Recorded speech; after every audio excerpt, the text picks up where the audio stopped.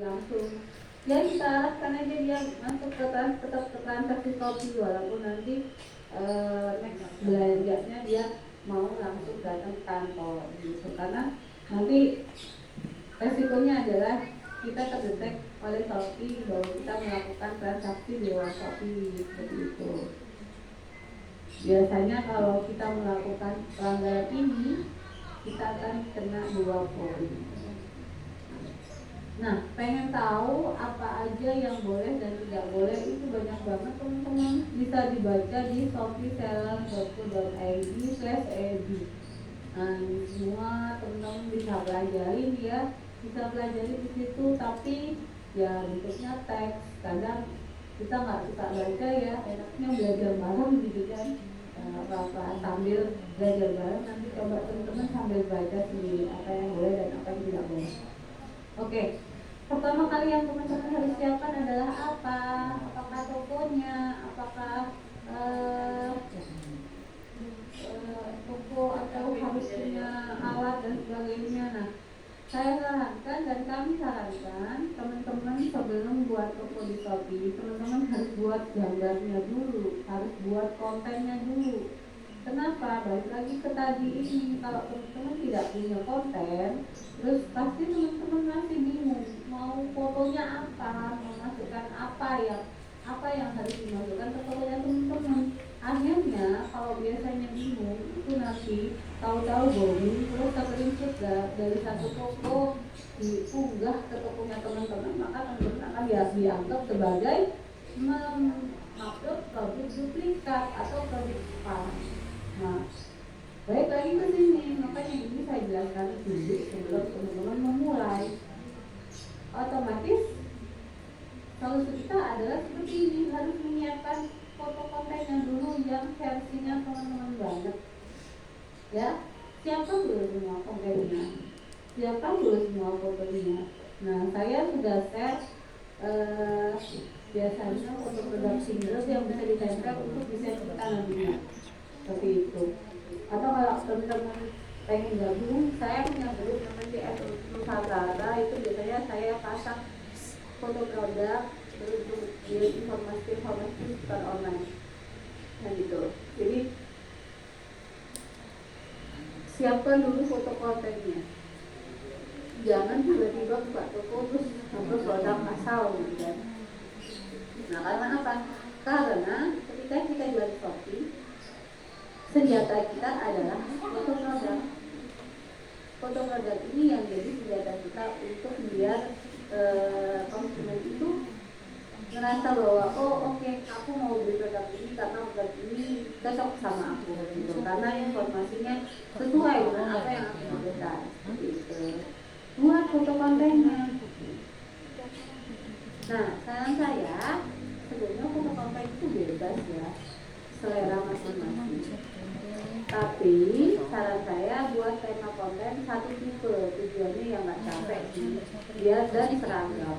Contohnya ini, satu tipe, semua gambarnya ada di sebelah kiri semua, terus videonya di atas seperti ini, terus keterangannya ada di samping kiri, kayak gitu. Atau ada buku yang beli satu gratis satu, kayak gitu. Padahal produknya sama semua tuh.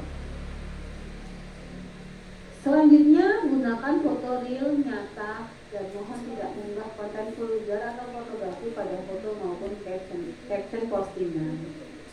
Jadi teman-teman dilarang mengunggah konten vulgar atau fotografi, walaupun itu kadang boleh atau tidak boleh.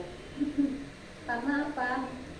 Karena mungkin dari Shopee-nya nggak terdetek misalnya kayak gitu ya. Tapi nanti kalau ketemu sama BPOM, BPOM itu akan melarang ketika kita mengunggah konten vulgar dan pornografi. Otomatis kalau ketemu sama BPOM, nanti pihak BPOM yang take down, bukan Shopee-nya. Nah, contohnya seperti ini. Kita buat temanya dulu, tema konten mau apa? Oh, saya pengen ungu karena foto saya warna. Oh, saya pengen hijau karena foto saya warna hijau. Gitu. Seperti ini kira-kira. Ini bagus ya ini ya. Atau yang ini orange. Buat dulu kontennya. Nah, terus kemudian siapkan dekorasi tokonya. Dekorasi toko itu apa? Hiasan tampilan toko. untuk lebih meyakinkan lagi konsumen. Karena apa? Jadi ketika teman-teman jualan di suatu toko ya, kalau offline ya, misalnya di mall gitu kan, teman-teman akan menemukan beberapa toko yang bentuknya macam-macam.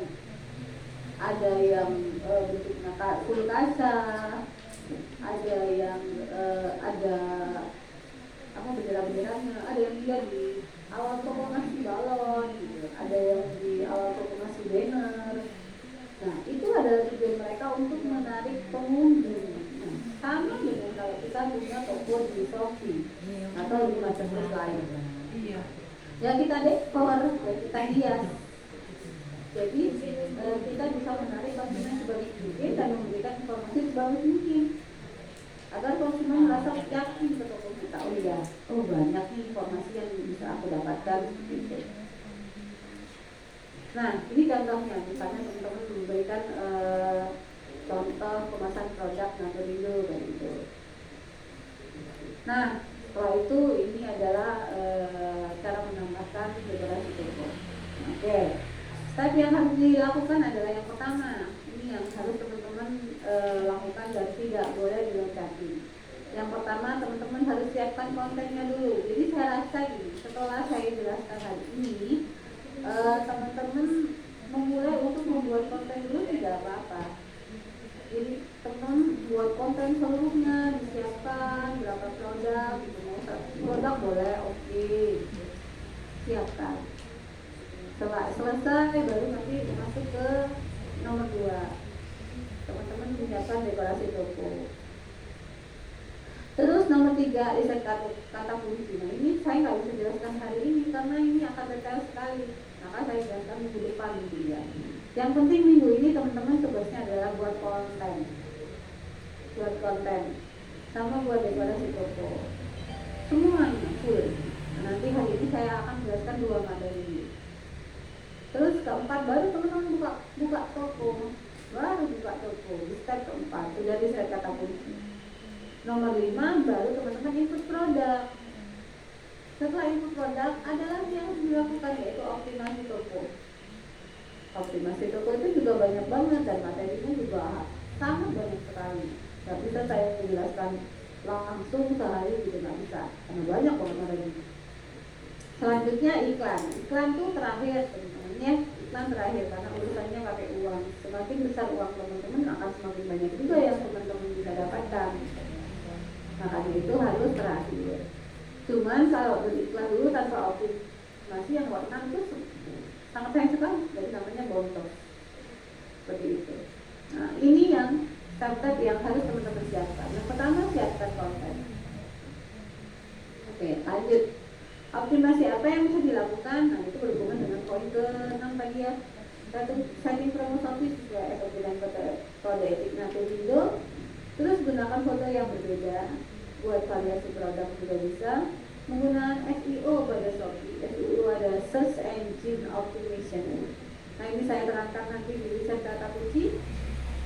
Memperbarui deskripsi toko, tampilkan toko di media sosial, naikkan di produk atau push rank-nya. Dan namanya push rank juga ya. Jadi yang suka nge-game sama ada push rank. Tambahkan optimasi ulasan. Aman. Nah, yang harus teman-teman pastikan adalah yang ini tadi. Ini bisa di screenshot atau bisa diambil di capture yang bisa dipajang di dinding kantor. Nah, siapkan dulu yang ini. Oke, semua diawali dengan 3T. Apa itu 3T? Traffic, tertarik, sama trust. Nah, ini saya dapat materi dari YouTube kemarin ya. Teman-teman harus pertama harus cari traffic dulu. Traffic itu seperti pengunjung atau seperti bagaimana cara kita mengumpulkan orang atau calon pembeli kita. Ya. Jadi bagaimana cara kita mendapatkan pengunjung kita? Cara mendapatkan pengunjung teman-teman bisa melalui iklan dan bisa juga dengan cara menyebarkan semuanya harus menyebarkan tokonya ke semua orang, baik itu di WA, baik itu di Facebook, baik itu di media sosial lainnya, di TikTok, agar orang berkunjung ke toko kita. Karena kalau tokonya teman-teman tidak ada traffic atau tidak ada pengunjung, gimana bisa ada yang beli? Kegiatan beli atau selling itu bonus dari kegiatan marketing dan branding yang teman-teman lakukan. Kegiatan marketingnya apa? Kegiatan marketingnya adalah sebar umpan. Kita nyebarin seperti nyebar brosur gitu ya. Kalau offline itu marketing namanya. Kita share semuanya ke orang-orang. Kalau aja ada yang mau beli, kalau nggak ada yang mau beli ya nggak apa-apa. Namanya juga kita melakukan kegiatan marketing, gitu ya. Ini adalah traffic itu kalau di offline namanya kegiatan marketing. Nah, terus kemudian tertarik. Tertarik itu adalah untuk upaya kita menarik konsumen. Kalau sudah ada traffic yang datang atau pengunjung yang datang, dari upaya kita menyebar brosur tadi atau upaya kita menyebar di toko kemanapun, otomatis kita harus membuat mereka untuk yakin dengan produk kita. Dengan cara apa kalau online? Dengan cara membuat gambar tadi, membuat konten. Jadi konten kita harus dibuat sebagaimana sesuai dengan apa yang mereka butuhkan. Jangan membuat konten yang menurut kita bagus. Dengan cara apa? Pemilihan font yang baik, yang bisa dibaca oleh semua orang. Terus kemudian gambarnya juga yang baik, yang bisa dilihat, gak kabur, gitu ya. Setelah itu trusted. Ya, tertarik dan trusted ini adalah usaha kita untuk membuat branding atau menciptakan branding. Bagaimana orang itu suka dengan produk kita. Trusted itu adalah usaha kita untuk membuat mereka percaya sama produk kita. Dengan apa?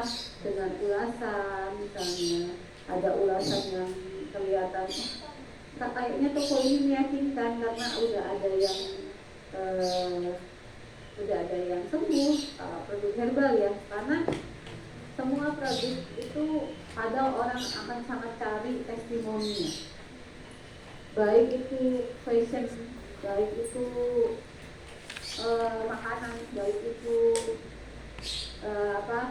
misalnya peralatan rumah tangga, biasanya yang penting ada testimoninya. Ya, juga produk herbal atau produk yang dikonsumsi punya kita, apalagi produk herbal akan sangat meyakinkan kalau ada testimoninya. Cara mendapatkan testimoni gimana? Bisa jadi teman-teman buat sendiri, buat chat gitu ya, saling jawab, nanti dipasang di toko. Terus juga bisa melalui video dari orang yang sudah konsumsi, minta buat video atau buat video sendiri ya, kayak gitu. Nah itu tertarik dan trusted.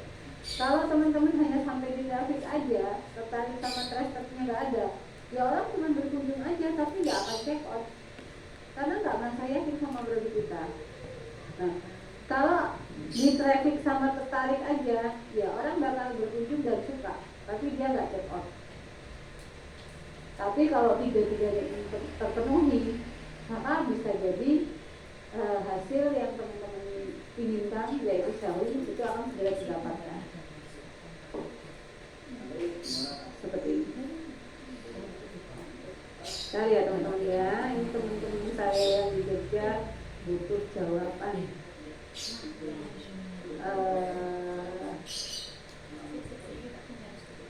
Kasih nomor WA aja, tapi WA itu script yaitu ada menu untuk melihat seberapa jauh pengunjung yang kita punya dan seberapa jauh penonton yang mengunjungi toko kita. Nah, ini nilai yang sangat kecil. Ada nggak yang punya toko dengan nilai yang seperti ini? Kalau dapat pembeli, biasanya pembelinya itu adalah repeat order, dan ini adalah traffic yang sangat kecil sekali dulu, cuma 17 dan 9. Jadi logika gini, kalau memang ada pengunjung 9 orang, kita sangat kecil sekali kemungkinan kalau mau ngitung statistik probabilitas gitu ya. Ini mainan orang statistik ini. Akan sangat kecil sekali orang akan check out di produk kita, kecuali memang foto produk atau foto kita atau testimoni kita sebagai itu, atau toko kita reputasinya bagus, atau toko kita mungkin sudah lama banget gitu kan. Nah itu yang mungkin jadi keputusan mereka untuk check out. Tapi kalau toko baru dengan tampilan dashboard pengunjung seperti ini akan menjadi kesimpulan yang sangat buruk gitu. Dikit yang nonton, dikit yang berkunjung, dan dikit yang nonton. Nah di dashboard ini juga teman-teman bisa melihat kapan pengunjung itu naik, kapan pengunjung itu turun gitu. Kecil itu seperti itu teman-teman. Nah selanjutnya teman-teman harus menerapkan CRM. Apa itu CRM? Customer Relationship Management. Jadi tidak hanya tokonya yang harus teman-teman kelola, tetapi teman-teman harus mengikat gitu. Harus mengikat konsumen yang beli gitu.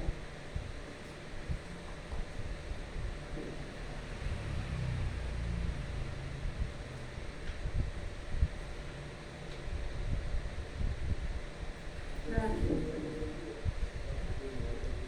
mengikat konsumen dengan cara interaksi yang berkelanjutan antara konsumen dengan teman-teman. Dengan cara apa? WA konsumennya misalnya. WA konsumennya. Jadi ketika ada konsumen datang gitu ya, ketika ada konsumen yang udah beli sama teman-teman itu dijagain, jangan sampai dia berpindah. Karena kalau di marketplace ya, kalau di marketplace itu sangat akan besar kemungkinan konsumen itu pindah toko, karena kan toko-toko itu sendiri sangat banyak sekali ya. Mereka punya trik-trik yang bermacam-macam, ada menarik konsumen, menarik hati konsumen gitu. Nah, ketika konsumen teman-teman datang dijagain dengan cara WA. Kan kalau mereka check up biasanya ada nomor HP, dihubungin aja mereka. Seperti contohnya di gambar ini, di foto produknya, terus dikasih ucapan assalamualaikum Pak, terima kasih sudah order, produknya segera akan kami kirimkan. Apabila produk sudah sampai bisa diinfokan ya Kak, supaya kami bisa pandu untuk adoran konsumen. Apabila Kakak membutuhkan konsultasi dan panduan metode herbal, bisa cek nomor ini ya Kak. Semoga Kakak sembuh dan doa yang terbaik untuk Kakak dan keluarga. Seperti itu. Jadi berikan layanan konsultasi, karena ini adalah salah satu keunggulan produk kita.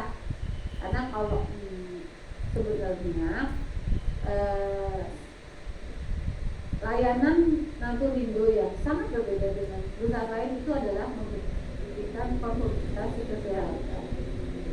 Jadi nanti kalau teman-teman ada sesi ya, perusahaan ada kesempatan ya untuk mengadakan, kita biasanya ada sesi mengadakan pertemuan dengan seluruh customer service online dan direct seluruh Indonesia, dan kita ketemuan gitu kan. Dulu selalu ada teman-teman, pertama kali yang paling besar dan terakhir sebelum pandemi itu ketika kita mengundang Pak Deddy Kempot sebelum dia wafat dulu itu di bulan Januari. Nah itu kita ketemu semua di seluruh Indonesia. Tapi tidak hanya seru-seruan, di situ kita ada materi pembelajaran dan konsultasi kesehatan ke konsumen gitu. Datangkan seorang yang expert. Jadi kita punya seorang dokter ya dari Cimahi, kemudian juga branch manager atau distributor manager dari Cimahi. Nah itu namanya Bu Dokter Irma